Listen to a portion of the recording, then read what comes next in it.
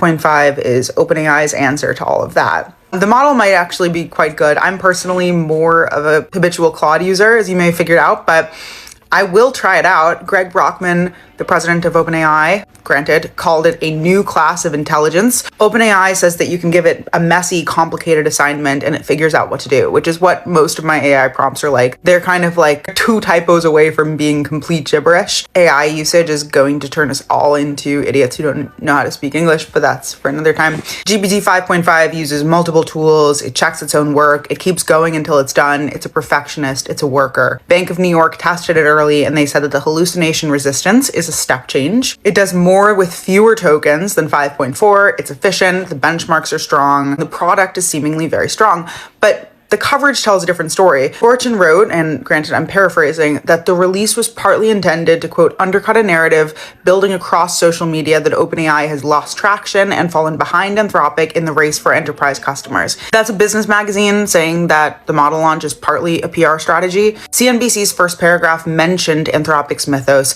Bloomberg's framing was about keeping pace with rivals like Anthropic. TechCrunch noted that a reporter at the press briefing immediately asked whether GPT 5.5 has Mythos-like cybersecurity capabilities. Mythos is aptly named because it really has mythology around it and a mystique. The fact that it's not widely released is also adding to all of this flavor. GPT 5.5 is OpenAI's attempt to say, look over here.